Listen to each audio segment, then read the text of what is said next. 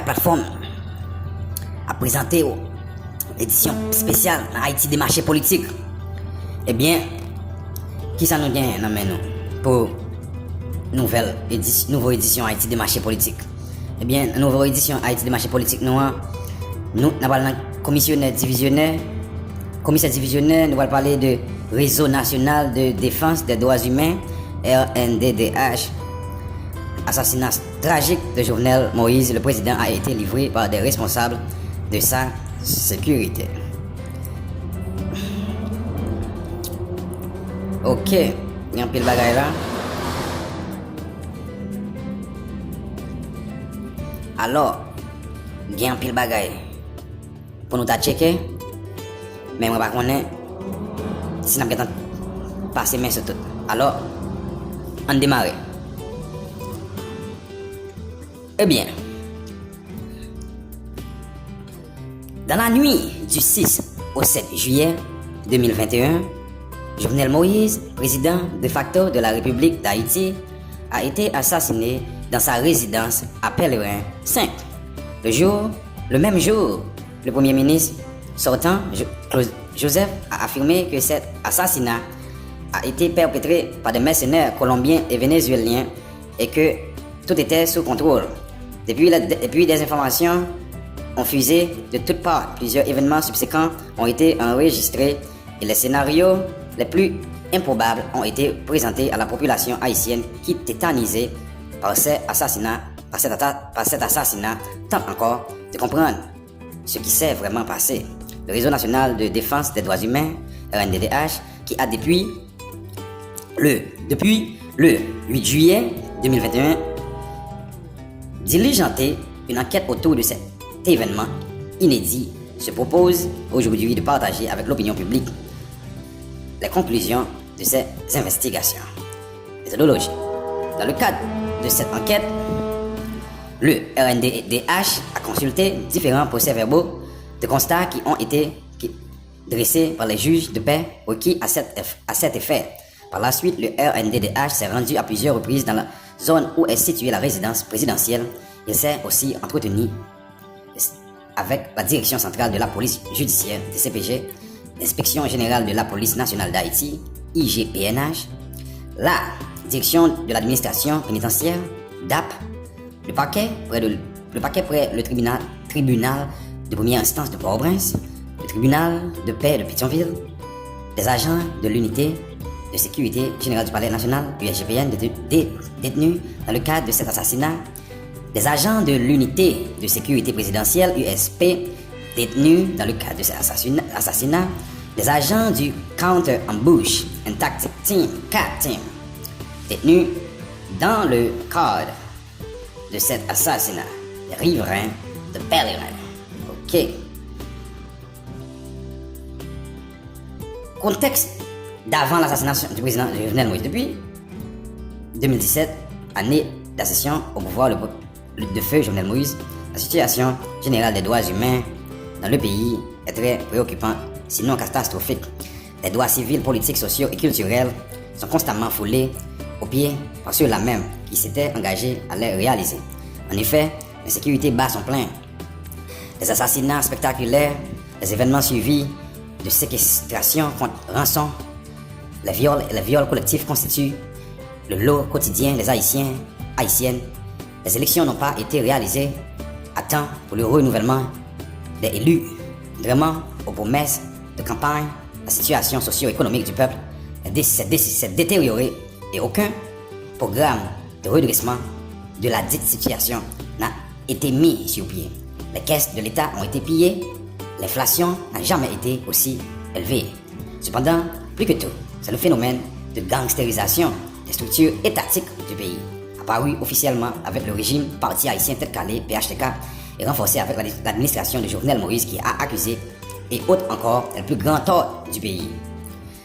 Les gangs armés se sont fédérés et sèment la terreur dans le pays, notamment les quartiers défavorisés où les attaques armées et les guerres hégémoniques n'ont jamais cessé. En effet, de 2018 à 2021, au moins 13 massacres et attaques armées perpétrées à Bel Air, Cité Soleil, à Saline, etc. ont été documentés par le RNDDH. En conséquence à ces événements sanglants, au moins 487 personnes ont été assassinées, 129 personnes sont portées disparues et au moins 33 femmes et filles sont victimes de viols collectifs. Parallèlement, le 1er juin 2021, à Martissan et Fontamara, une nouvelle guerre a éclaté entre les gangs rivaux localisés à l'entrée sud de la capitale. De nombreuses personnes ont été assassinées, d'autres ont été forcées de se déplacer sur le regard indifférent. Certains diront avec la complicité de l'administration du feu Jovenel Moïse. Et ceux et celles qui sont restés chez eux ou qui sont retournés dans leur zone de résidence vivent sous la menace constante des gangs. D'ailleurs, régulièrement, des personnes prises en chasse sur le boulevard Jean-Jacques Dessalines, reliant Martissan et Fontamara, tant à la ville de Port-au-Prince qu'à la commune de Carrefour, sont victimes par balles. 4 départements géographiques du pays, ainsi d'une partie du département de l'Ouest, sont coupés du reste du territoire national. Les manifestations organisées dans le but de réclamer le respect et la réalisation des droits humains de la population ont été systématiquement et violemment réprimées par des agents et agentes de la police nationale d'Haïti, PNH. Le 7 février 2021, le mandat du feu président de facto Jovenel Moïse a pris fin. Cependant, ne voulant pas laisser le pouvoir, il s'était engagé dans une lutte à l'issue incertaine, arguant que, compte tenu de la date de son intronisation, il ne partirait qu'en 2022. Pour s'accrocher au pouvoir, il s'est permis tous les coups, comme par exemple l'affaire de la résidence de Petit Bois à Tabar, où dans la nuit du 6 au 7 février 2021, 18 personnes, dont un juge à la Cour de cassation, une inspectrice générale de la police nationale d'Haïti, des agents de la PNH, ainsi que d'autres citoyens et citoyennes ont été arrêtés et incarcérés sous les chefs d'accusation de complot contre la sûreté intérieure de l'État et attentat à la vie du président de la République. Point n'est besoin de souligner que depuis le scandale provoqué par ce dossier, le responsable de l'unité de sécurité générale au Palais national du SGPN, Dimitri Hera, présenté alors comme étant celui qui a dévié le coup, est devenu la coqueluche du président qui lui accordait déjà une grande confiance. Il convient aussi de souligner que vers la fin de son mandat, Jovenel Moïse s'est aussi investi dans des projets très controversés comme la rédaction d'une nouvelle constitution, l'organisation d'un référendum en vue justement d'intérimer la nouvelle constitution et la réalisation des élections présidentielles, législatives, partielles, municipales et locales dans le pays. Pourtant, les organisations de défense des droits humains, dont les RNDDH, les responsables de partis politiques ainsi que d'autres groupes organisés dans le pays n'ont jamais cessé d'attirer l'attention sur le fait que la situation sécuritaire générale, le contrôle des territoires accueillant 60% de l'électorat par des gangs armés, ne fournissent pas le climat adéquat à la réalisation d'élections libres, honnêtes, démocratiques, inclusives et crédibles. Entre-temps, Jovenel Moïse n'avait pas arrêté de s'attaquer à ceux et celles qu'il considérait comme faisant partie de l'opposition politique radicale et de l'oligarchie corrompue, ses opposants farouches qui l'empêchent selon lui d'avancer avec de grands projets comme de l'électricité 24 heures sur 24 pour tout est la construction de routes et le développement socio-économique, en plus de la nouvelle constitution dont il voulait doter le pays, celle actuellement en vigueur, représentant à ses yeux la cause de tous les maux des Haïtiens et Haïtiennes. Dans cette situation interminable où vivre en Haïti était quasiment incertain, une nouvelle montée de la pandémie de Covid-19 a occasionné le décès de plus de personnes dont certaines étaient connues. Toutefois, les sécurités s'est vite nombreux montré bien plus virulente que la maladie de la Covid-19 en elle-même, et cette insécurité a surtout été aggravée par l'inaction et l'absence caractérisée de volonté politique d'y remédier. C'est donc dans le contexte de négociations de droits humains que le 7 juillet 2021, soit exactement 5 mois après la fin du mandat présidentiel, que la population haïtienne s'est réveillée avec cette nouvelle fracassante de l'exécution du président de facto Jovenel Moïse. Cette nouvelle a tétanisé le pays pendant pas moins de 3 jours, au cours desquels toutes les activités économiques et sociales ont été stoppées. Présentation de la maison du feu président de facto Jovenel Moïse. La maison où logeait le président Jovenel Moïse est située à Pèlerin 5. Elle est accessible par 2 voies, Thomasin et Pèlerin. Les routes qui y mènent sont en partie en terre battue et constituent en fait de véritables corridors. Un mur d'enceinte surmonté d'une grande barrière en fer forgé protégeait la résidence présidentielle qui est coincée entre un morne et une ravine. Celle-ci sert de canal aux eaux de pluie et aux eaux usagées. Des maisons avoisinantes construites pour la plupart à flanc de montagne. Ces maisons dominent la cour de la maison présidentielle à l'entrée principale ainsi qu'à l'arrière. Pour investir la cour par l'entrée principale, il faut traverser un pont sous lequel coule l'eau de la ravine surmentionnée qui elle-même sépare le mur d'enceinte. Sa maison adjacente. À droite, en refusant l'entrée principale de la résidence, on peut emprunter une route en terre battue donnant accès à l'arrière-cour surplombée aussi par des maisons dont 7 ont été détruites le 7 juillet 2018 par des agents du corps intervention pour le maintien de l'ordre CIMO sur demande express de la Direction générale des impôts DGI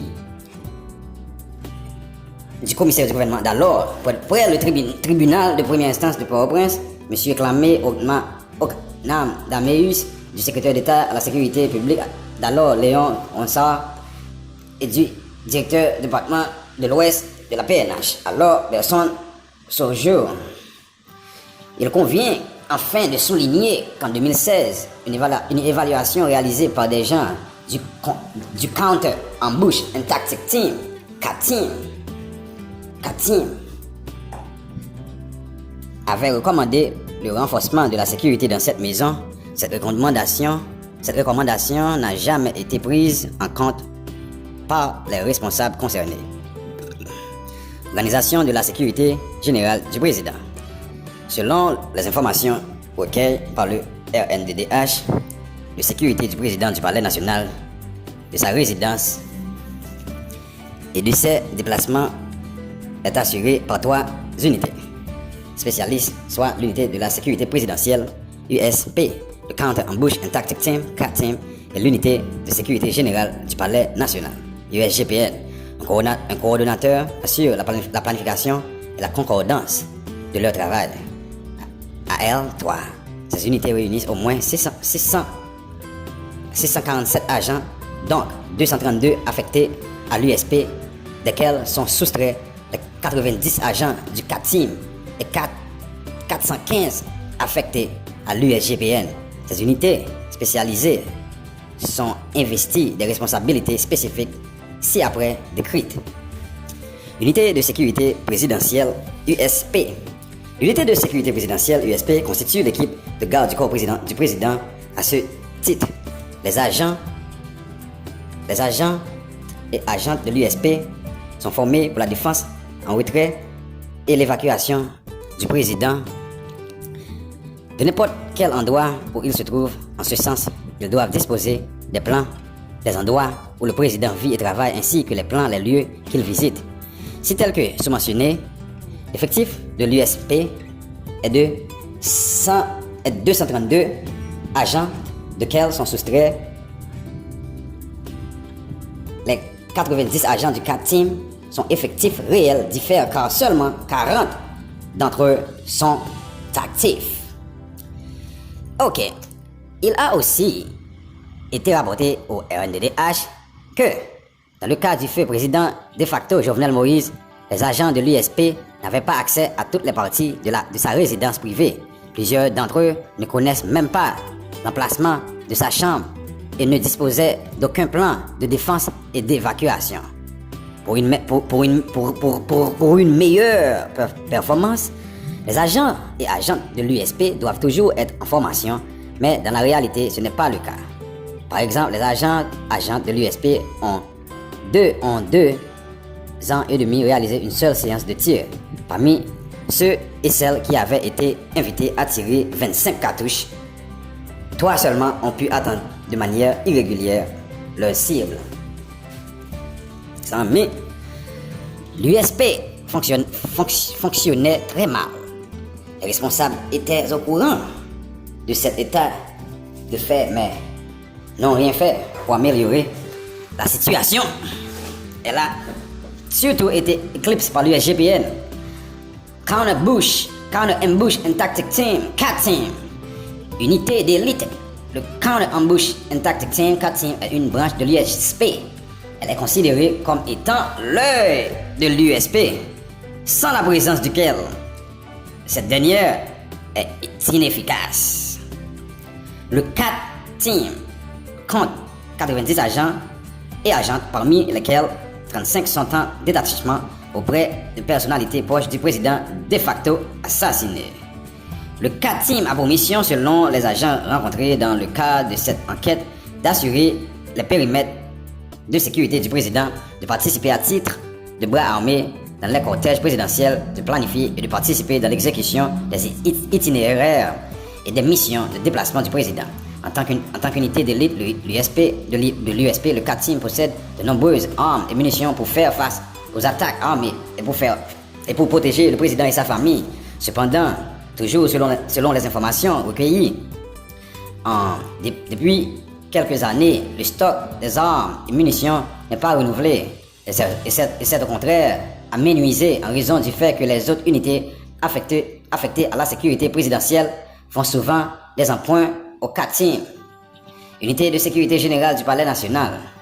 L'unité de sécurité générale du Palais national, l'USGPN, est appelée à sécuriser l'entourage du Palais national et de tous autres endroits où le président se trouverait. Elle compte 450 agents et agentes, dont plusieurs sont cependant inactifs. Les agents de l'USGPN sont les plus éloignés du président car, en cas d'agression, ils sont chargés de repousser les attaquants, alors que ceux du CAT team doivent de leur côté assurer la couverture et la défense pour mettre à ceux de l'USP de procéder à l'évacuation du président. Il a aussi été rapporté au RNDDH que de nombreux agents de l'USGPN sont en détachement avec des personnalités proches du pouvoir. C'est le cas notamment d'agents de l'USGPN qui s'assurent la sécurité de maires des CAI depuis plus de 3 ans, la sécurité de ministres et celle d'anciens sénateurs. Ça veut dire, dévoilé. Nombreux sont aussi appelés à sécuriser des convois de camions de riz, notamment pour le transport dans le Grand Sud. Et au moins, un agent est fâché à la sécurité d'ingénieurs vivant au CAI, coordinateur de la sécurité du président. Dans la réalité, la coordination entre ces unités n'était pas efficace. Il est particulièrement reproché aux agents de l'USGPN d'avoir désorganisé le travail de sécurisation du président et de s'être placés par leur comportement au-dessus des agents de l'USP. Okay. Et du CAT team, il ne recevait pas d'ordre des responsables des escortes. En ce sens, les correspondances dénonçaient ces états de fait avant été adressés aux responsables, mais aucun suivi n'a été enregistré. En fait, selon plusieurs personnes rencontrées dans le cadre de cette enquête, c'est depuis l'arrivée de Dimitri Hera à la tête de l'USGPN que l'ordre des choses a été renversé car il avait toute la confiance du président. Organisation de la sécurité générale, organisation de la sécurité de la résidence du président. Deux patrouilles fixes constituent du corps d'intervention pour le maintien de l'ordre CIMO et de l'unité départementale pour le maintien de l'ordre UDMO. Sont respectivement postés dans un véhicule de la PNH et dans un conteneur à quelques mètres de la maison. Les agents qui y sont affectés doivent constituer un premier rempart à la résidence de feu Jovenel Moïse. On retrouve ensuite les agents de l'unité de sécurité générale du Palais national, l'USGPN, normalement placé à quelques mètres avant ceux et celles du 4 team. Et enfin, les agents de l'ISP doivent être éparpillés sur la cour et à l'intérieur de la maison présidentielle. Donc, 2 caméras de surveillance sont aussi placées sur le site, l'un à la barrière de la résidence et l'autre à l'entrée de Pèlerin 5. Cependant, le monitoring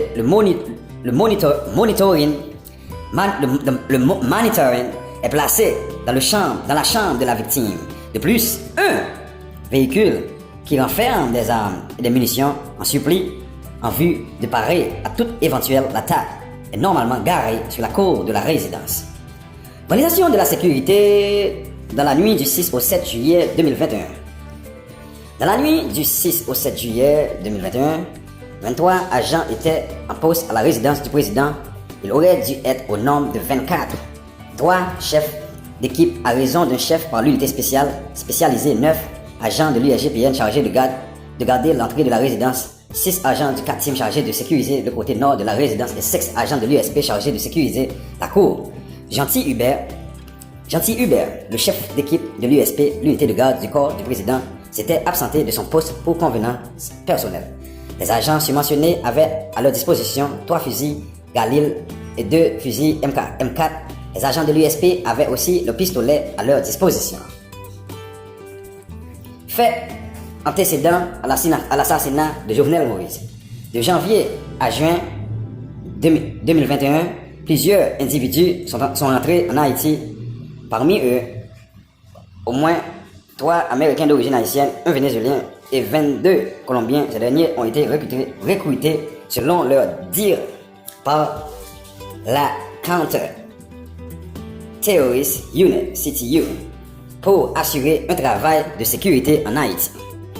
Rémunéré entre 2700 et 3000 dollars américains par mois par personne. Certains de ces individus sont arrivés en janvier 2021. Ils ont été conduits au Maxime Boutique Hôtel, CO numéro 74, Bois Moquette, Pétionville. Le 19 avril 2021, Vincent Joseph et Jem Solage sont entrés en Haïti. Ils se sont présentés aux agents de la PNH qui avaient été chargés de les recueillir.